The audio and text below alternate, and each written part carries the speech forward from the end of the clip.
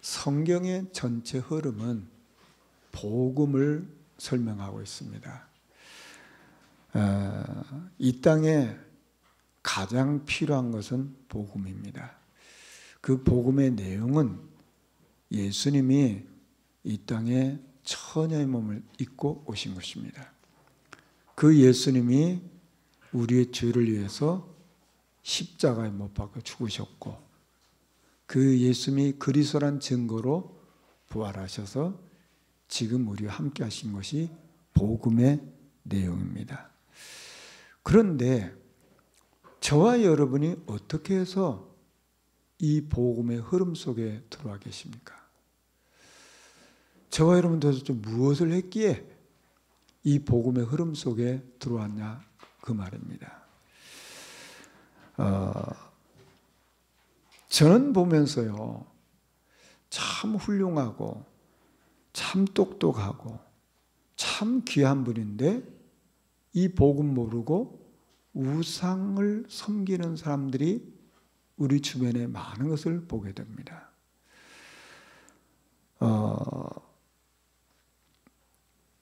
우리 주변에 보면 참 사람이 바르고 또 착하고 참 진실한데 종교 생활하는 사람도 우리는 봅니다.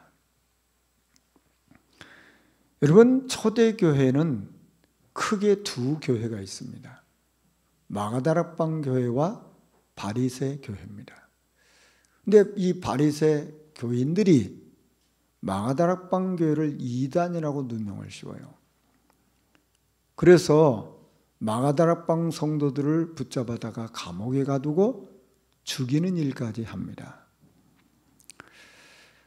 바리새 교회에 속한 사람들은 그렇게 힘이 있는데 복음을 듣지 못했습니다. 바리새 교인들은 율법에 매여서 삽니다. 자, 그렇다면 영적으로 보면 바리새 교인들은 저주를 받은 사람들이에요. 그렇지 않습니까? 굉장히 바르게 사는데 하는 일이 뭡니까? 율법에 매여가지고 남들 정죄하고 심판하고 판단한 일만 한다 그 말이에요. 자, 반면에 마가다락방 성도들은 힘이 없잖아요. 힘이 없는데 이 사람들은 핍박받고 환난을 받고 있는데 그들은 뭘 듣고 있어요? 복음을 듣고 있고 복음의 흐름 속에 있어요. 그렇다면 마가다락방 성도들은 육신적으로는 어렵지만 영적으로는 축복받은 사람들이라 그 말이에요. 저와 여러분이 어찌다가 이 복음의 흐름 속에 있습니까? 여기에 대한 참 감사 회복하셔야 됩니다. 우리가 이 복음의 흐름 속에 없다면 교회를 다녀도 바리새 교회처럼 율법을 듣고 율법으로 남을 판단하고 정죄하고 죽이는 일만 쓰임받는 거예요.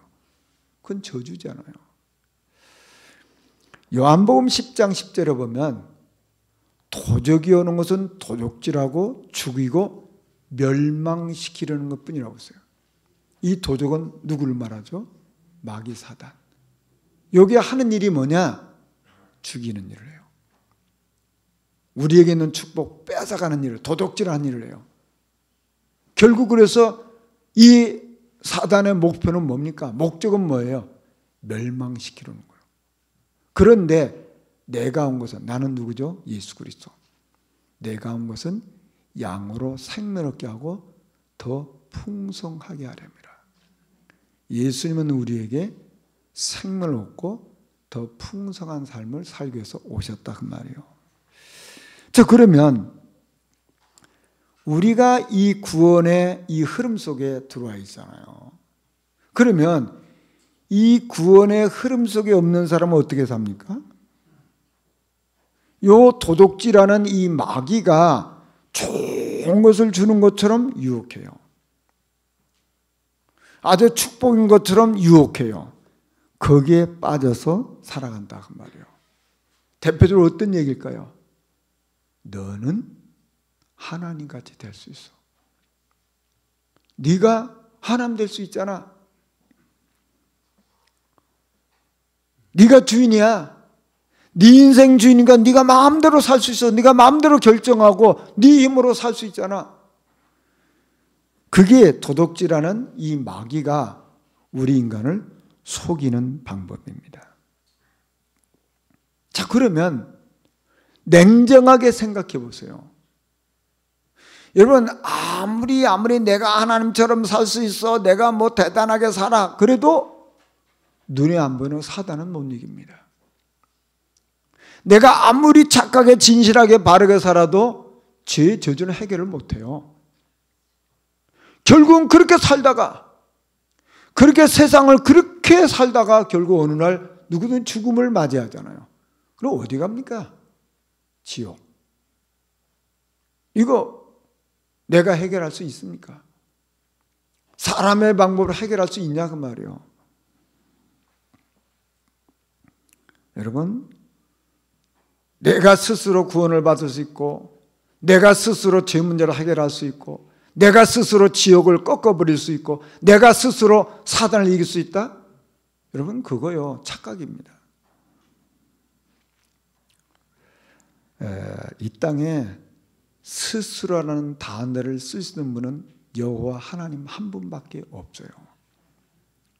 여러분, 정말 양심적으로 하나님 앞에 생각해 보세요. 내가 스스로 할 수 있는 일이 뭡니까? 내가 정말 스스로 할 수 있는 일이 뭐냐 그 말이요. 여러분, 숨 하나도 내가 스스로 쉴 수 있는 겁니까?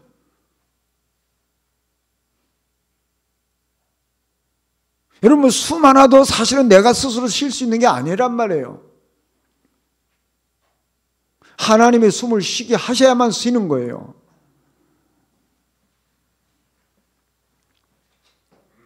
여러분, 한번 생각해 보세요.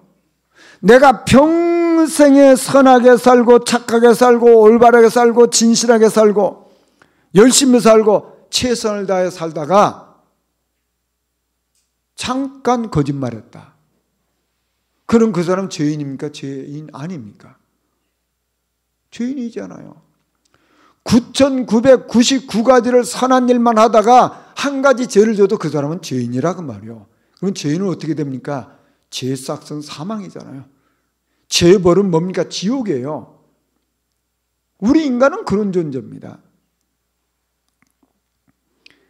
여러분 보시죠. 사람이 천사처럼 생각하고 천사처럼 말하고 천사처럼 행동할 수 있잖아요.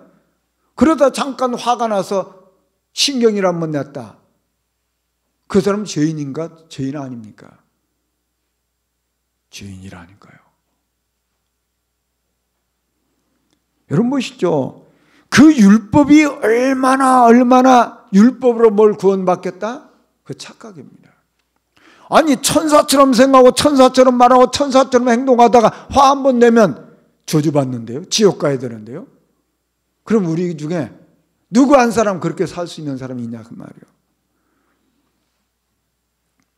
왜 성경은 여자의 후손이 오셔야 된다고 말씀하실까요? 왜 성경은 피제살들이야만 산다고 말씀하실 거예요? 율법으로는 우리 인간의 어떤 방법으로는 이 죄를 해결할 수 없기 때문에, 저주를 해결할 수 없기 때문에 그리스도의 피가 아니면 안 된다 그 말이에요. 저와 여러분은 하나님의 은혜로 구원의 흐름 속에 있는 거예요.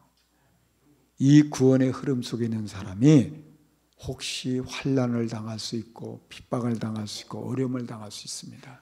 그러나 그것은요 합력해서 선을 이룹니다. 마가다락 방교회가 핍박을 받았어요. 교회가 없어졌어요. 그런데 성도들이 어떻게 했어요? 환난과 핍박 속에서 안디옥교회를 세웁니다.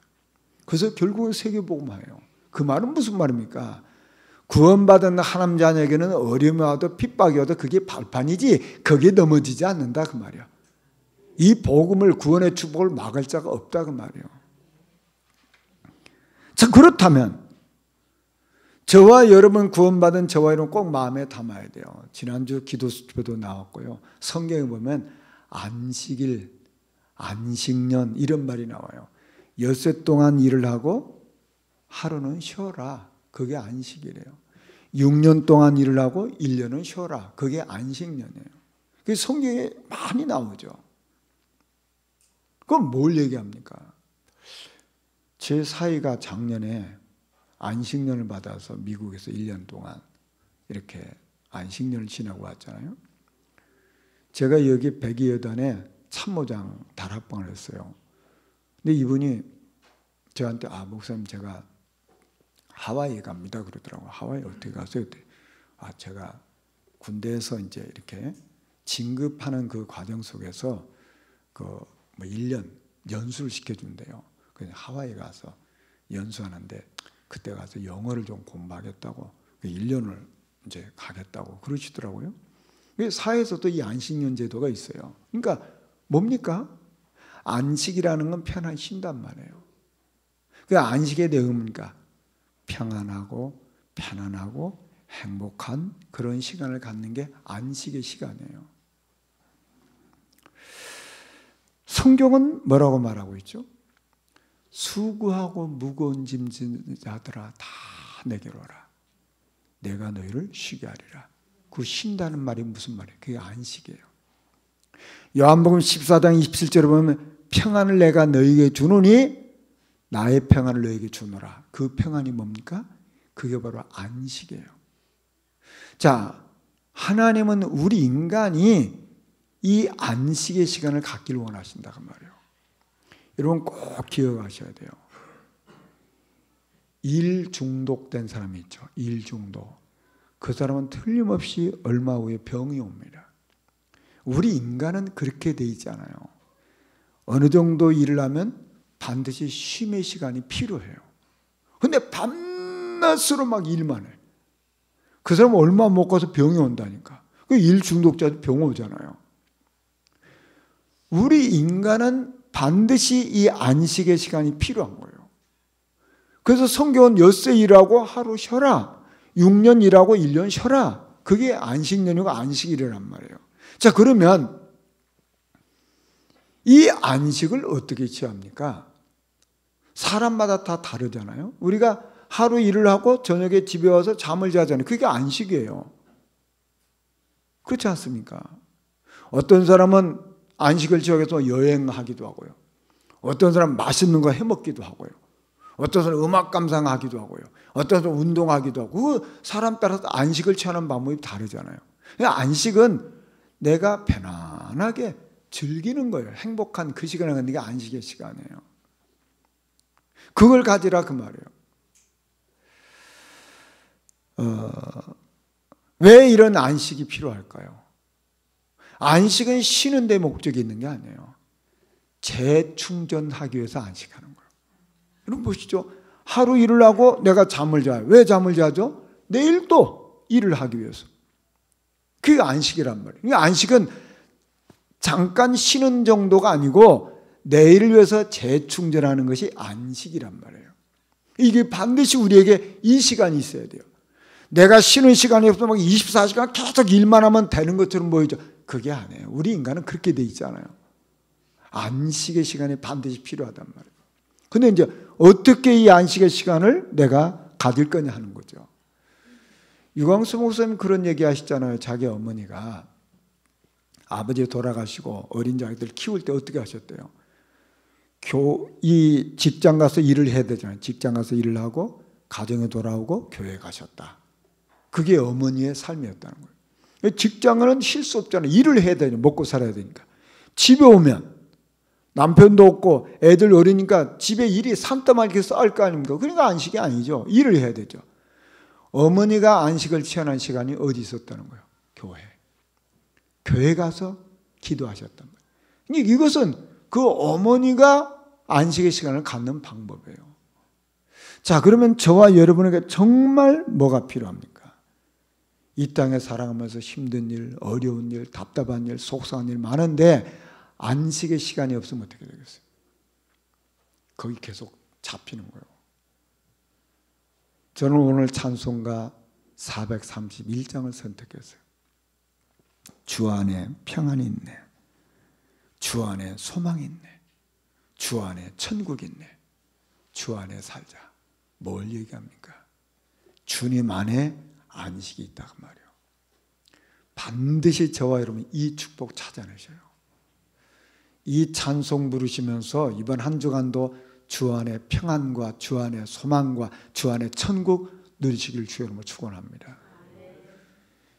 여러분, 저는 명색의 목사 아닙니까? 제가 우리 성도들에게 뭐 이렇게 뭐 짜증내고 뭐 화내고 잘 그런 일은 없죠. 뭐 그럴 수도 있지만. 근데 제가 집에서는요, 짜증도 내고 화도 내고 그럽니다. 믿거나 말거나. 그 왜 그럴까요? 왜 내가 화를 내고 짜증을 낼까요? 저에게 안식이 없으면 짜증이 납니다. 저에게 평안이 없으면 화가 날 일이 많잖아요. 그런데 아무리 짜증 날 일, 화날 일이 있어도 내 마음에 안식이 있어서 평안하고 은혜가 충만하면요, 그게 문제가 안 돼요. 그렇지 않습니까? 세상의 원리가 그렇습니다. 내가 행복하고 내가 즐겁고 내가 평안하면 다른 사람을 괴롭히지 않습니다. 근데 내가 답답하거든요. 내가 뭔가 안 풀려. 내가 막 힘들어. 그러니까 자꾸 짜증이 나는 거예요. 이게 신경질이 나는 거예요. 안 그렇습니까? 여러분, 나빠서 짜증 냅니까? 여러분, 못돼 먹어서 신경질 냅니까? 평안이 없는 거예요. 즐거움이 없는 거예요. 행복이 없는 거예요. 그러니까 짜증나고 신경질 내는 거예요. 그래서 정말 저와 여러분이 이 땅에 살아가면서 승리하는 길이 뭡니까? 안식의 시간을 가져야 돼요. 안식의 시간. 이걸 반드시 찾아내지. 내 것으로 만드셔야 돼요. 왜 사람들이 그래서 그것 때문에 막 여행도 가고 그렇지 않습니까? 돈도 투자하고 그러지. 그런데 우리는 주님 안에서 얼마든지 평안과 소망과 천국을 누릴 수 있다 그 말이에요. 이거 반드시 확보하셔야 돼요. 그러면 저와 여러분의 삶 속에 어려운 일, 답답한 일 뛰어넘을 수 있어요. 그 축복 꼭 누리시길 주의 이름으로 축원합니다. 우리는 이렇게 구원은 은혜로 받았어요. 근데 우리 삶은 어떻게 삽니까? 사명으로 사는 거잖아요. 그러면 우리의 사명이 뭔지 찾아내셔야 돼요. 베드로가 예수는 부인하고 저주하고 맹세하고 도망갔잖아요. 왜 도망갔어요? 죽을까 봐서. 부활하신 주님이 베드로에게 찾아오셔서 물었어요. 네가 나 사랑하니? 물었어요. 그때 예수는 뭐라고 말합니까? 내 어린 양을 먹이라. 뭔 얘기요? 후대 키우라. 영적으로 어려운 사람 살려내라. 새신자 살려내라. 그 말이잖아요. 그게 사명이요. 베드로의 사명. 그게 인생 이유라 그 말이에요. 여러분, 이게 있어야 우리 인생은 풍성한 삶을 사는 거예요. 사무엘은 그 어머니의 믿음으로 자랐잖아요. 그 어머니가 기도하는 어머니, 언약 붙잡은 어머니, 믿음의 사람이니까 어릴 때부터 사무엘의 믿음 안에서 자라잖아요. 이제 시간표가 되니까 이 사무엘을 성전에 들였어요. 이 사무엘은 어머니로부터 받은 그게 있기 때문에 언약궤 옆에서 늘 기도해요. 그러다 이제 성장했습니다. 성장했는데 사무엘이 뭘 찾아냈죠? 왜 우리 민족이 이런 어려움을 당하고 있냐? 우리 민족이 왜 이렇게 어려움을 당하고 있냐? 이게 보인 거예요. 찾아진 거예요. 왜 그렇게 됐을까요? 하나님 버리고 우상을 섬기는 거예요. 그러니까 끊임없이 문제가 와요. 이때 사무엘이 깨달은 거예요. 아, 내가 할 일이 뭐냐 찾았어요. 그게 뭡니까? 백성들에게 우상 버리자. 우리 하나님 바라보자. 그 운동이 뭡니까? 미스바 운동이요. 그런데 어떤 일이 일어났죠? 이 사무엘이 백성들로 하여금 우상을 버리고 회개하고 하나님을 바라보는데 하나는 어떤 일이 일어났어요? 그렇게 끊임없이 계속 공격하는 블레셋이 꺾인 거예요. 사무엘에 사는 날 동안 전쟁이 없어졌어요. 그 땅에 평화가 임했어요. 블레셋에 빼앗겼던 모든 성을 다시 다 회복했어요. 그게 미스바 운동입니다. 사무엘이 내가 해야 될 것이 무엇인지 찾아내고 발견했을 때부터 하나님이 역사하셨어요. 저와 여러분 꼭 이거 찾아내셔야 돼요. 여러분 보시죠. 가정에서 엄마가 해야 될 일, 뭐 아빠가 해야 될 일, 뭐 자녀들이 해야 될 일이 있겠죠. 내가 할 일을 찾아내는 게 복입니다. 그렇죠? 엄마가 내가 할 일은 내팽개치고 막 돌아다닌다. 그러니 가정은 끊임없이 문제가 오잖아요. 아빠가 해야 될 일을 아빠가 하지 못하고 뭐 엉뚱한 짓만 하고 다닌다. 그러니까 가정의 평화가 깨지는 거 아닙니까? 여러분 보시죠. 이게 가정도 마찬가지고 이게 사회도 마찬가지고 교회도 마찬가지고 모든 게 마찬가지예요. 내가 할 일이 뭔가 이거 찾아내면 가장 풍성한 삶을 사는 거예요. 가장 바른 인도를 받는 거예요.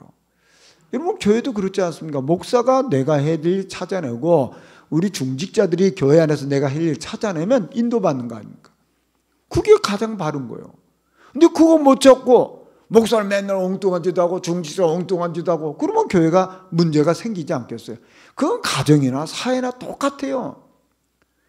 정말 저와 여러분에게 이 은혜가 임해야 될지 믿습니다. 내 인생을 어디다 투자하고 내 인생을 어디다 걸고 살아야 될 거냔 말이에요. 그게 우리 인생 아닙니까? 이거 반드시 찾아내야 돼요. 오늘 여호수아 3장에 보면 하나님이 여호수아에게 오늘부터 시작하여 너를 온 이스라엘 목성으로 크게 하여 내가 모세와 함께 있었던 같이 너와 함께 있는 것을 이스라엘 백성에게 알게 하리라 그랬어요. 여러분 보시죠. 뭐 저를 포함해서 대부분 사람은 그런 생각이 있지 않겠습니까? 나를 높이려고 하는 게 있잖아요. 나를 알아달라고 하는 게 있잖아요. 나를 좀 알아주면 좀 기분이 좋고 나를 안 알아주면 기분이 좀 나쁘고 그렇잖아요. 내가 좀 높아지려고 하는데 좀 높아지면 기분 좋고 내가 높아지고 싶은데 안 높아지면 자꾸 짜증나고 그러잖아요. 그게 우리 인간 아닙니까? 그런데요. 하나님이 여호수아를 모세와 같이 높이겠다고 했어요. 여러분 보시죠. 하나님이 높이시면 아무 문제가 없어요. 내가 높이려고 하니까 문제가 생기잖아요. 내가 높이려고 하니까. 나를 자꾸 알아달라고 하니까 문제가 생길 수 있잖아요. 근데 하나님이 알아주시고 하나님 높여주면요 아무 문제가 없어요. 지금 하나님께서 여호수아에게 내가 너를 모세와 같이 높이겠다 그랬어요. 언제 여호수아가 하나님 나 좀 높여주세요. 내 권위가 땅에 떨어졌네. 그게 아니잖아요. 지금 세상 사람들 그렇지 않습니까? 나를 안 안아준단 말이에요. 그러니까 기분 나쁜 거 아니에요. 내 위치가 여기에 되는데 나를 왜 이렇게 낮은 자리에 내려놨냐. 그러니 짜증나는 거 아닙니까? 하나님은 여호수아를 하나님 시간보다 높이시니까요. 누구도 할 말이 없어요. 그 여호수아에게 하나님 말씀해줘요. 너는 언약궤를 맨 제사장들에게 명령하라고 했어요. 명령하라. 너희가 요단 물가에 이르거든 요단에 들어서라 그랬어요. 자, 그러니까 하나님이 여호수아를 높이니까 제사장들에게 명령하게끔 하셨어요. 거기서 끝납니까? 말씀을 들은 여호수아는 이스라엘 백성들에게 이리 와서 너희 하나님 말씀을 들으라 그랬어요. 하나님 말씀을 백성들에게 내게 와서 들으라 이렇게 말씀. 이게 얼마나 확신이 있는 말입니까? 하나님의 말씀이 확실하기 때문에 백성들에게 명령에도 들을 걸 알기 때문에 백성들을 이리 와서 들으라고 한 거예요. 그러면서 뭐라고 말합니까? 살아계신 하나님이 너희 가운데 계시사 이 가나안의 7 족속을 너희 앞에서 쫓아내실 줄을 이것으로 너희가 알리라고 했어요. 하나님이 역사할 걸 확실하게 믿었다 그 말이에요. 이게 오늘 말씀이에요. 저는 이 말씀 묵상하면서 하나님께서 여호수아에게 말씀하시고 하나님이 이스라엘 백성들에게 말씀하세요. 그 말은 무슨 말입니까? 여호수아가 이 말씀을 들었다는 말이죠. 이 백성들이 이 말씀을 들었다는 말이죠. 여러분 보시죠. 말씀이 들리면 삽니다. 영적으로 복을 받은 사람 특징이 뭡니까? 말씀이 들려요. 그렇죠? 그런데 영적으로 뭔가 문제가 있는 사람 말씀이 안 들립니다. 똑같이 앉아있는데 말씀이 안 들려요. 그 영적으로 무너졌기 때문에.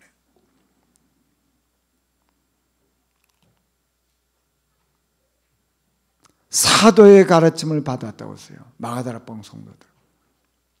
왜 자기 생각이 없겠습니까? 자기 주장이 없겠습니까? 그런데 사도의 가르침을 받았단 말이에요. 그게 복을 받은 사람들이에요.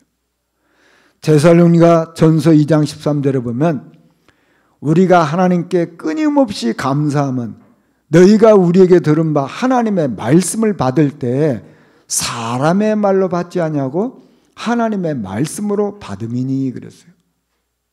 데살로니가 성도들이 복을 받았다는 증거가 뭡니까? 바울이 전한 말을 사람의 말로 받지 아니하고 하나님의 말씀으로 받았다 그 말이에요. 그게 복 있는 거 아닙니까? 이 말씀이 또한 너희 믿는 자 가운데서 역사하느니라. 이렇게 말씀을 하나님의 말씀을 받는 이 사람들에게 이 말씀이 역사하셨단 말이에요. 여러분 사도행전 1장 1절에 보면 데오빌로여 내가 먼저 쓴 글에는 그랬어요. 옛날 성경에는 데오빌로 각하여 그랬거든요. 그 말은 무슨 말입니까? 데오빌로가 총독이란 말이에요. 지위 높은 분이에요. 지위 높은 분이 누가가 전한 말씀을 들은 거예요. 그게 누가복음이잖아요. 그 누가복음의 내용이 뭡니까? 예수가 누구냐? 예수가 그리스도다 그 말이잖아요. 그런데 데오빌로가 누가의 편지를 보고는 그 말씀을 들은 거예요. 이제 두 번째 편지를 쓴 게 사도행전입니다. 그 예수가 그리스도됨을 말한 것을 이 데오빌로가 들었으니까 어떻게 해요? 이제 무릇 예수께서 행하시며 가르치기를 시작하신부터 그래서 그 가르침이 시작해서부터 지금까지 일어난 일을 계속해서 쓴다 그 말이에요. 그게 사도행전이에요. 근데 데오빌로가 이 말을 알아들었다는 말이잖아요. 여러분 보시죠. 데오빌로는 성공자입니다. 지위 높은 분이에요. 그런데 이 말씀이 들린 거예요. 이 말씀이 믿어진 거예요. 그게 복이에요. 여러분 보시죠. 세상은요. 자기도 좀 성공하고 좀 똑똑하고 잘났으면요. 하나님 말씀 안 들으려고 그래요. 뭐 내가 성공했는데 내가 잘났는데 내가 똑똑한데 그럴 수 있잖아요. 근데 데오빌로는 그 성공자인데 누가가 전해준 그 말을 듣는 거예요. 그게 복이란 말이에요. 사람이 누구의 말을 듣는 게 복일까요? 누구의 말을 따르는 게 복일까요? 구원받은 하나님 자녀는 하나님의 말씀을 듣습니다. 구원받은 하나님 자녀는 하나님의 말씀을 따라 살아요. 그게 복인 거예요. 세상 사람들은 자기 감정 따라, 자기 기분 따라, 자기 주장 따라 살잖아요. 그 자체가 실패한 거예요. 그런데 구원받은 하나님 자녀는 하나님 말씀을 따라 살아요. 그 복 있는 거 아닙니까? 요한복음 10장 27절에는 내 양은 내 음성을 들으며 그랬어요. 주님의 양은 주님의 음성을 들어요. 나는 그들을 알며 그들은 나를 따르니라. 주님의 양은 주님의 말씀을 따라 사는 거예요. 그 말씀 따라 사는 거예요. 하나님이 여호수아에게 백성들에게 말씀하셨는데 이 백성들은 이 말씀을 따라 산단 말이에요. 그게 복 있는 거예요. 그리고 하나님이 말씀을 하실 때 하나님 반드시 무엇과 함께 말씀을 하신가요? 약속과 함께 말씀하세요. 약속과 함께. 자, 여호수아에게 말씀했잖아요. 내가 너를 모세와 같이 높이리라. 약속이잖아요. 그 약속이에요. 이스라엘 백성들이 얘기하잖아요. 7 족속을 내가 쫓아내리라. 약속이잖아요. 하나님은 백성들에게 말씀하실 때 반드시 뭘 주십니까? 약속을 주세요. 약속. 우리가 이 말씀을 그래서 약속으로 내 마음에 내 중심에 담으면 그 말씀이 성취된다 그 말이에요. 그게 오늘 말씀 아닙니까? 말씀이 지식이고 말씀이 교리가 될 수 있죠. 그러면 실패합니다. 말씀이 지식과 교리를 넘어서서 실제로 내 마음에 와 닿아야 돼요. 마가다락방 성도들이 예수님께서 감람산에 불렀잖아요. 거기서 40일 동안 하나님 나라 일을 말씀하셨어요. 하나님 나라 말씀을 듣고 이 백성들이 현장에 나가야 되는데 예수님께서 말씀했어요. 예루살렘 떠나지 말아라. 아버지 약속을 기다리라. 몇 날에 못돼요? 성령으로 세례를 받으려고 했어요. 그 약속이잖아요. 성령으로 세례를 받으라. 약속이잖아요. 그래서 이들이 마가다락방에 모인 겁니다. 그 약속 붙잡고 성령의 세례가 임할 때까지 기도한 거예요. 그런데 어떤 일이 일어났죠? 오순절 날이 이미 이름에 성령이 역사하셨어요. 그러니까 그들의 인생이 바뀌었어요. 저와 여러분에게 이 은혜가 반드시 임해야 될 줄 믿습니다. 우리는 그냥 교회 다니고 교회 와서 몸이 있는 것 그게 중요한 게 아니에요. 말씀이 나에게 들려져야 되고 이 말씀이 나에게 약속이 돼서 이 말씀이 나를 통해서 이루어져야 되는 거잖아요. 그게 신앙생활이잖아요. 자, 그런데 우리에게 이렇게 말씀을 주시고 그리고 우리에게 약속을 주신 그 하나님이 누구십니까? 여기 성경에 보니까 온 땅의 주라고 그랬어요. 우리에게 말씀을 주신 분은 온 땅의 주 하나님이시단 말이에요. 우리에게 약속을 주신 그분이 누굽니까? 온 땅의 주 하나님이시다 그 말이에요. 여러분 성경을 보면 이렇게 돼 있잖아요. 바울이 빌립보 지방에 가서 복음을 전하는데 주께서 루디아의 마음의 문을 열었다고 했어요. 여러분 보시죠. 바울이 말을 잘했기 때문에 루디아가 복음을 받은 겁니까? 아니에요. 주께서 루디아의 마음을 여니까 말씀이 들어간 거예요. 그게 누가 하시는 겁니까? 하나님이 하시는 거란 말이에요. 하나님이 우리 인생의 주인이란 말이에요. 우주 만물을 창조하실 뿐만 아니라 한 사람 한 사람 주인이 누굽니까? 하나님이시단 말이에요. 그러니까 하나님이 루디아의 마음을 열어서 바울의 말을 듣게 하셨단 말이에요. 그게 하나님의 하신 일이에요.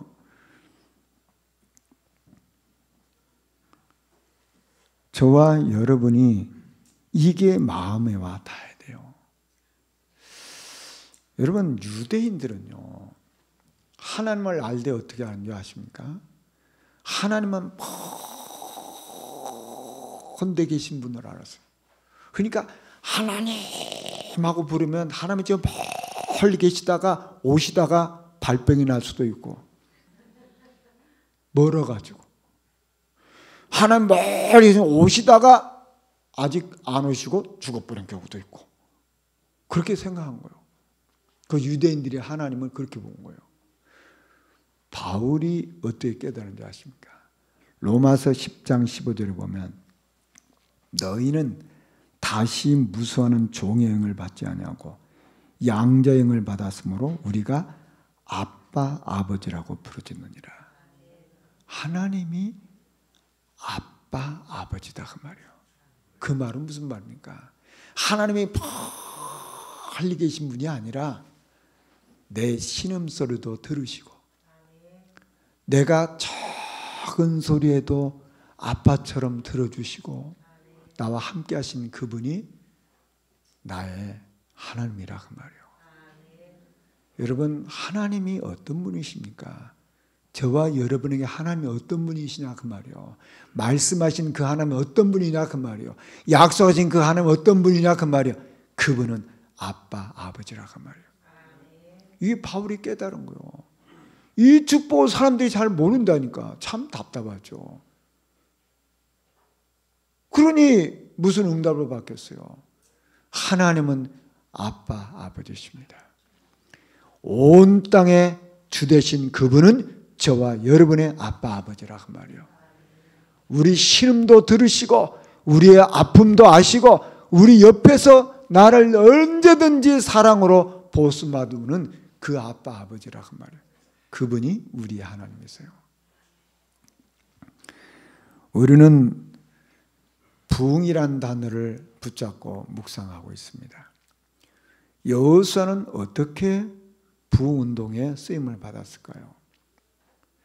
여호수아 1장 8절에 보면 이 율법책을 내 입에서 떠나지 말게 하며 주야로 그것을 묵상하여 그 안에 기록된 대로 다 지켜 행하라. 그리하면 내 길이 평탄하게 될 것이며 내가 형통하리라 말씀했습니다.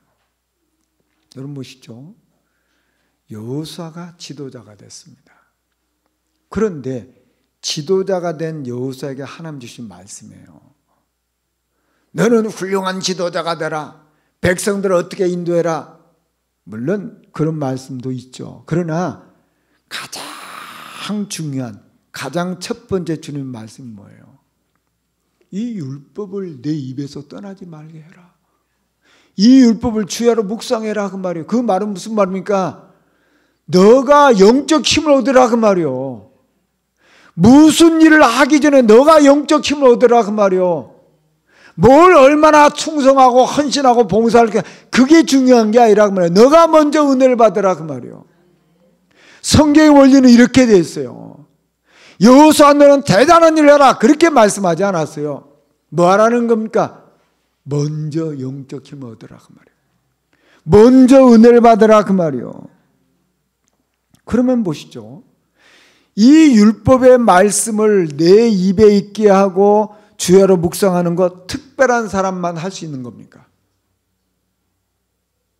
여러분, 말씀을 입에 담고 말씀을 주야로 묵상하는 게 뭐 대단한 사람만 할 수 있는 거냐 그 말이요.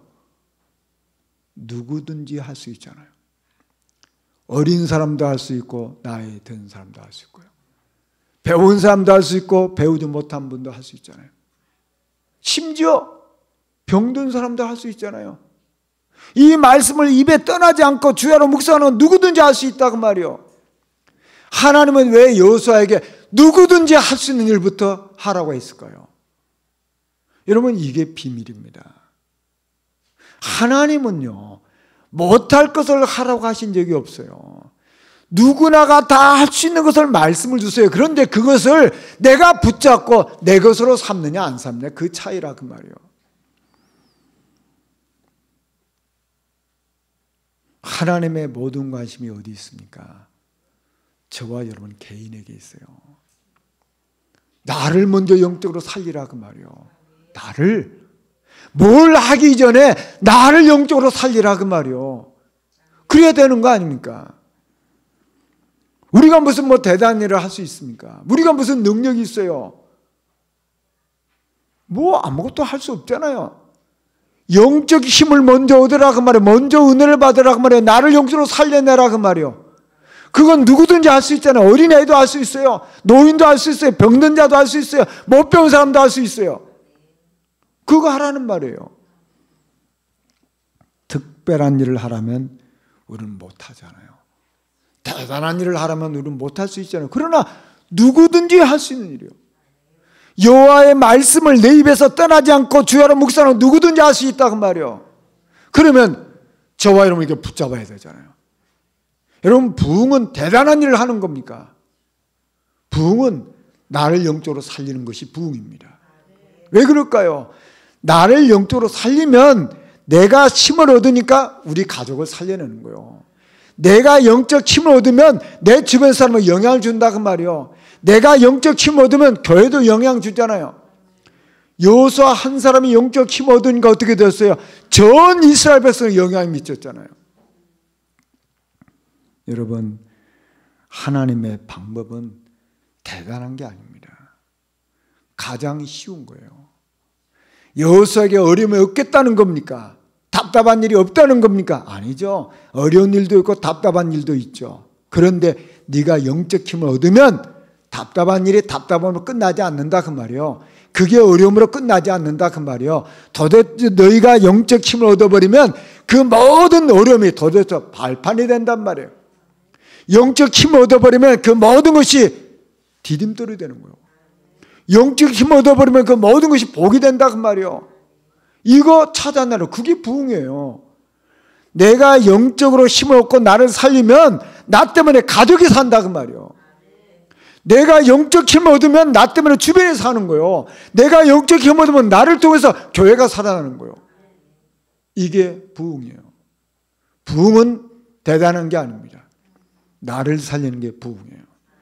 나를 영적으로 살리면 나 때문에 모든 사람이 살아나는 거예요. 그게 부흥운동이에요. 이 축복 꼭 누리시기를 주 여러분을 축원합니다. 말씀 정리하겠습니다. 저와 여러분에게 참된 안식의 시간이 반드시 필요합니다. 누구나가 안식의 시간이 필요해요. 주 안에 평안이 있습니다. 주 안에 소망이 있습니다. 주 안에 천국이 있습니다. 이 안식의 시간을 반드시 우리는 확보해야 돼요. 그리고 하나님은 우리에게 확실한 증거를 주실 것입니다. 이건 약속이에요. 그렇다면 저와 여러분이 해야 될 일이 뭡니까? 영적으로 나를 살리는 운동을 해야 돼요. 이게 여호수아에게 준 거예요. 말씀을 입에 떠나지 말게 하라. 주야로 묵상하라. 그러면 내가 영적 힘을 얻어버리면 어떻게 됩니까? 내 주변에 사는 거예요. 그게 부흥운동입니다. 그게 내가 살고 가족이 사는 거예요. 이게 내가 살고 우리 후대가 사는 거예요. 이게 내가 살고 우리 주변에 사는 거예요. 이게 내가 살고 우리 교회가 사는 거예요. 이런 축복 풍성히 누리시길 주님으로 축원합니다. 우리 말씀 생각하시면서 잠깐 동안 기도하시겠습니다. 주님.